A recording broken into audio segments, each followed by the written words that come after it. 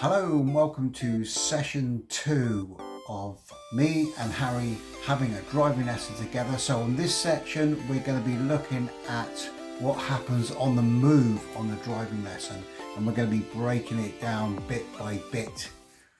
That's right, so if you haven't watched session 1 yet, make sure you watch that first, because that's all about making sure that you've identified the pupil's goals and needs before the car starts to move, making sure that you're structuring the lesson correctly and giving a risk statement.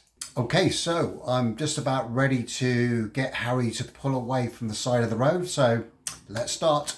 Now, if you look at the first video, we know what our responsibilities are. So I know that Harry is taking responsibility for moving off from the side of the road because he's done 35 hours. So he's taking full responsibility for that. And I'm going to sit back and watch him do that. That's right. So in a moment, I'm going to pull away. I am going to forget to check my blind spot area. Okay, so remember the goal for today was to make sure that Harry is finding gaps, and I was going to give him full guided or talk through on the gap finding, and he was taking responsibility for the mirror signal position speed on the approach. But now we've got a new MIDI goal. Harry has forgot to check his right blind spot area as he's pulled away. So this is a learning opportunity and it must be addressed. And this is where we're going to make sure we're not goal focused, but we're picking up on every single thing that happens on the lesson. That's right, exactly. So potentially me not checking my blind spot area could be quite a high risk situation. And David is going to tell me to stop before I've even driven away. Now, this can come across quite negative on the lesson because obviously you haven't even started yet and you're stopping the pupil. It does depend on the risk statement you've given. So if you gave a risk statement something like, I want you to drive for the next 5 minutes, I'm going to stay silent. If anything high risk happens, I will manage that. So in other words, if David is looking over the shoulder and making sure it's safe and I forget my blind spot area, he may well just flag it and say, we're going to pull over after the 5 minutes and talk about that. Let's just carry on for the moment. So you've got two options, and it really is a judgment call for you driving instructors of whether you're going to stop the pupil straight away and say and talk about the blind spot area, which is how we're going to deal with it today, or whether in your risk statement you did say to the pupil you would drive for the first 5 minutes. You've controlled and managed the risk as a driving instructor by looking for Harry to make sure it was safe. There was nothing coming. Obviously, if there was, you would dual brake him or tell him to stop anyway. We're going to do it so we're going to stop the pupil straight away before they pulled up and deal with this mini goal, the fact that they haven't checked their blind spot area. Okay, so now you know your pupil. He's done 35 hours. He's going to know where the blind spot area is. Okay, so this is how not to deal with it. Okay, Harry, so I've just had to dual brake you there because as you went to pull away, you didn't check your blind spot area. Now, you should really know where your blind spot area is, and it's the bit that doesn't cover your mirrors. So you need to look over your shoulder because there could have been a cyclist or a child there, or there could have been even a motorbike coming. So I'm going to just guide you through the next time when we pull David, I know where it he is checking it. Yeah. And then I'll give you I know the safety issues. Yeah, I do realise that. We're going to go back to the basics and make sure that you are checking. Yes, but I know where the blind spot area is. So, David, the instructor, was just not listening to the pupil. So, okay, Harry, I'm just going to stop you there. Don't pull away. What did you miss? I forgot to check my blind spot, didn't I? You did forget to check your blind spot area. So what are the risks of forgetting to look over your right shoulder when you're pulling away? Well, there could be someone stuck in my blind spot area that doesn't cover my mirrors, because there is an area, it's kind of like round there. I can see it now, that with that child on the other side of the road, so I'd miss them. You would, Harry. So we're going to pull away again in a minute. I'm assuming you're okay to take full responsibility for the blind spot check as well? Yeah. Oh yeah, I'm okay with that. Yeah, I just forgot. Okay, no problem at all. So we're going to pull away again in a minute. I'm going to leave you full responsibility for effective observations when you're pulling away, Harry. So Harry knows where he's supposed to look. If you start digging in too deep, as long as you're asking them what the risks are and they understand what the risks are, the other thing you can do is give them a hook. So a hook is when you say, right, I want you to pull away in a moment and I want you to imagine that I'm just your friend, okay? And you're pulling away from the side of the road and imagine there is someone sat in that blind spot area, and I'm going to leave you that responsibility throughout the lesson because it's just a mistake. Now, going on from there, that was a good opportunity for us to deal with that there and then, because Harry was just about to move off. So we haven't made a big fuss about it. He's just forgotten to check his blind spot area. But I did ask him the question, do you understand the risks of not doing that? So giving him a scenario, like imagine I'm not your driving instructor anymore, and I want you to always imagine on this lesson that there's a child in your blind spot area, and I want you to take responsibility for that. That's dealt with the fault outside the goal, because Harry doesn't want guided instruction on it. That would be ridiculous, because he knows where to look, he knows the dangers, he knows the risks of doing it.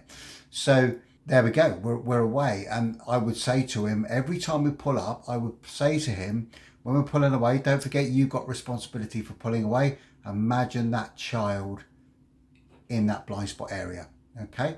So you need to probably have some notes written down for things that happen outside the goal, because there's a lot to remember. You might have a really good memory, and if you have, that's great. Now, if you have got notes on a notepad in front of you, you cannot stare at them, but you can have them on your lap in front of you, and you need to make sure that you're making little scribbles. Don't stare at them, because you've got to be looking up. So you can put things like, if they made a mistake at the roundabout, you could put RND, or junctions could be junk, okay? Just so you can look down and look at the learning opportunities outside the goal, because they need to be addressed as well. That's exactly it. So you've got to make sure that you're not just focusing on the goal for today's lesson, which was finding gaps at roundabouts, if you remember on the session 1 video. And then I'm taking control of the mirror, signal, position, speed on the approach. But now there's this new thing of not checking his blind spot. Now, as I come, we're now driving off, and I've checked my blind spot without any issues at all. We're coming up to the end of the first road now, and we're going to turn left. Now, as we turn left, I go to pull out the junction, and I only look to the right, and I don't look left. Now we're in a moving car, and it's going to be harder to help me with this learning opportunity, because now you're in a moving car. So it might not be applicable to mention the fact that I've only looked to the right and not to the left. It may not be applicable to talk in full detail as I'm pulling out. That would not work, because I've got to concentrate on the junction. That's right. So Harry's concentrating on the junction. So as a driving instructor, what I would do is I'd make sure it's safe by managing the risk by looking to the left when we're emerging from this junction myself. And I would say to Harry, flag that for a moment. I want to talk to you about that in a second. So the flagging bit is really important. So now Harry knows something wasn't quite right with that junction, and you need to adapt the lesson. So that is quite a serious thing that he hasn't looked to the left. You can't leave it. You've got to adapt the lesson. So you've got your original goal, finding gaps at roundabouts. And now you've got this new goal, not using effective observations. Now, when I spoke to an examiner on a part 3 test the other day, my PDI said, do you know what? My pupil never does that normally. And the senior examiner said if I had £1 for every PDI that tells me that, I'd be a millionaire. Probably an exaggeration, but you get what the senior examiner was saying. It's happened. He hasn't looked to the left coming out of a junction. You need to do something about it. It's a learning opportunity. That's right. So now the goal is going to be adapted. The route's going to be adapted. And it's up to you as a driving instructor whether you want to pull the pupil over and have a quick discussion about it, or whether that pupil can handle you having a discussion on the move. Now I've had 35 hours, so what David's going to do is he's going to take me round the block and sort this learning opportunity out before we go on to the roundabouts, which was the original goal. And that's really important. So the route is going to be adjusted. The practice area is going to be adjusted so that I can do a couple of junctions turning left and right. So on the move, we're going down the main road now, and David asked me a question. Do you understand why I flagged that? I say no, and he tells me there's no point in waffling. He says, well, as you came out that junction, you only looked to the right, you didn't look left. What are the dangers of doing that? And I say, oh my God, yeah, well, there could have been a child there, or there could have been a motorbike there, or there could have been someone crossing the road. So I've got to make sure I look both ways. So I'm driving down the road at this point, don't forget. And then David has to say, just flag that. We're going to take the next road on the left, because David has to sort of intervene when he's giving me clear instructions in plenty of time. So I do, I check my mirrors and I signal left and I go around the corner, and David decides that he's going to keep the car moving. He doesn't really need to pull me up because I've given him the answer of the dangers and the risks of not looking to the left coming out of onto a main road. So now it could be that he asked me a question as we're going down this new road. We're going to be doing 2 or 3 junctions now, just to make sure you're checking and keeping yourself safe. How much help do you need? Now I understand that because he's my driving instructor. He wants me to say, do I want full guided instruction, Q&A, or do I want to do it myself? I understand that because he's told me this before about the 3 levels of instruction. Even as a pupil, I understand that concept. So I say to David, do you know what? I know what I'm doing. I don't know why I didn't look both ways. And I'm quite happy to do it myself. So David then says, well, we'll do 3 junctions. Okay. You're taking full responsibility for your observations as you're moving out of these junctions, and I'm just going to watch you. So just remind you of that. You're taking full responsibility. So David has done this all on the move because he wants to keep the wheels moving. If you don't feel like your pupil can handle that many questions on the move, then you need to pull them over. But that's your judgment. Decide whether you want to do that or not. Exactly. So we're adjusting the practice area now and adapting the goal because of these new mini goals, the moving away and not checking the blind spot area, the emerging from junctions unsafely. That needs to be addressed. It's happened. So on the next junction, I'm saying to Harry, don't forget, you're taking full responsibility for these junctions. I want you to look in the correct places. And sure enough, Harry comes up to the end of the first junction and he looks right, he looks left. I'm staying silent because that's what he wanted. And then he emerges safely with good observations. Okay, I might say to him, just remind me, why is it important to look left? And he'll give me the answer. You know, he knows, he's done 35 hours. So again, I'm not going into great long detail about these extra faults because there's no need. If there was a need and he didn't understand, I asked him a question, he just didn't understand why he had to look left coming out onto a main road, then I might go back to guided instruction if I felt that was necessary, but it's not necessary. So now we've pretty much sorted with the 3 junctions turning left that I've done just to check that he's really doing it properly. I've now sorted out the moving away safely, checking the blind spot area, and I've also sorted the emerging at junctions safely, looking to the left and the right. Now I've got my little notepad at the bottom here, so I'm keeping that on my lap. I'm not staring at it, but I've written down junctions, and I've written down moving away. Okay, because I'm gonna check his knowledge at the end of the lesson or maybe during the lesson if we stop for a pit stop, and I remember these little mini goals that are happening as well. Really important that we don't forget the stuff outside the goal. Exactly. So as David said, we've sorted out the moving away safely. We've sorted out the junctions by doing 3 extra junctions, and I've done it safely now. Now we can go on to the original goal, which is finding gaps at roundabouts. So you remember on the first video, the bits I wanted to take responsibility for were the mirrors, the signal, the position and the speed on the approach, but I needed full guided instruction on the finding gaps. So that's what David is going to provide for me now. So we are now approaching our first roundabout and we're going to turn left.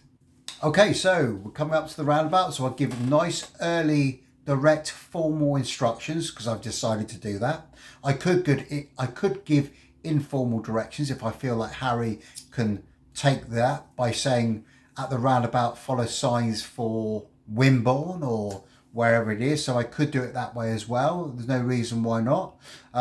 You could say to the pupil, I want you to take yourself to work. But at the moment I'm giving formal instructions. Okay, so I would say to Harry, we're going to turn left at the roundabout, looking at Harry first, watching his eyes, hands and feet. At the roundabout, turn left, first exit. So then I would say to Harry, don't forget you're taking responsibility for the mirrors, the signal, position and speed. And he nods and says yes, and so I watch him. I've given him those directions and he checks his mirrors, theory and left. He signals. I'm looking at the signal to make sure he's doing that. So I'm aware of the pupil's actions, but I'm also aware of the surroundings as well. Of course, you've got to look forward. You don't want to crash into a car in front of you, do you? So they're doing that mirror signal. Then he positions his car in the left lane. But as I'm doing this and I'm watching him, I'm also giving him guided instruction because that's what he wanted on the session 1 video we did. Okay, Harry, at the roundabout, we're going to be turning left first exit. So look to the right now at the roundabout. Get a flavour of how busy it looks. Can you see that white car? And then look to the right again. Look at the black car coming around. Can you see he's got a signal to the left and his wheels are coming away from the roundabout? So he's coming into the road that we're coming out of. So I'm giving full guided instruction. Look at the bus coming round. He's hugging. Look at his signal. So we're going to have to stop. Good. Well done. That's it. Now we're looking again. Look at the other white car coming around. Look at his left signal. His wheels are coming up. There's your chance to go. I want you to go. Okay, coming off the roundabout. Maybe give him a little bit of a prompt. What mirrors are you going to check before we speed up? Good. Well done. Okay, so there I've given him full guided instruction, but only on the bit he wanted, which was the gap finding. And I did that quite early back, but I was watching him with his mirrors, his signal, his position, his speed. Okay, exactly. So I've done the first roundabout. David, I can't do too much wrong there because I'm very confident with my mirrors, my signal, position, speed, and also with the looking part. I mean, David was taking full responsibility for that and helping me, and I was just listening to him. Now, I know things still can go wrong even if you're guiding a pupil. Say, for instance, he oversteers and nearly hits the curb and the instructor has to take some physical action. If that happened, then you would again flag it, or David would flag it and bring that into your notes steering. Yeah, not staring at your notes, just almost like not looking at them, but you've got that in front of you, that lovely bunch of notes. But we've now done our first junction and I've had full guided instruction. Now, you can remember that the structure on session 1 was David was going to guide me on the first 3 roundabouts. Okay, so after the first one, we'll do another roundabout because that's what I'm expecting to happen because that was the word picture that was given to me. So we do another roundabout. And again, David will give me full guided instruction on the gap finding only. Okay, and then on the third roundabout, the same thing. And then David will make a decision whether he wants to pull me up, maybe ask me a question. Do you want me to pull you up and have a talk about it, or do you want to keep doing it on the move? Normally that would be down to the instructor to make that decision. I mean, if I'm handling things really well, then there's no point in pulling me up and and talking to me. So then it is a case of David just saying to me, well done, you did that really well. Now on the next roundabout, I want you to take responsibility for the mirror signal position like before, but this time I'm just going to ask you questions rather than tell you. Now, it depends how much time you've got as to whether David's going to ask me, say, how much help do you want with the next roundabout? You're in a moving car. You might not have that luxury to, David might not have that luxury to sort of say, how much help do you need on this next roundabout? It may be coming up in front of you. So it's okay for the instructor to pick a level of instruction that suits the pupil. Okay, don't forget it's client-centered, not client-led. So in other words, you know, if it's not, if you haven't got time to say, because I'm going, what level of instruction, and the roundabout's coming up, just pick a level of instruction as an instructor and go with it. So that's the next thing. It's a bit like Q&A on the next 3 roundabouts, and David's going to keep the car moving because I'm dealing with it really well. So on the next video, we're going to be looking at giving more responsibility to the pupil as the lesson progresses, and also looking at those faults that we dealt with earlier outside the goal. And we'll probably do that on a 2-minute pit stop where we pull up and have a chat with the pupil. That's it. So you'll see me and Harry on the next session, session 3. That'll be the same lesson. We're just progressing through the lesson bit by bit and giving more responsibility to the pupil as the lesson progresses. Don't forget, this is all one lesson, about 45 minutes long, making sure that we're making the lesson Harry gets value for money and learning takes place. See you on session 3.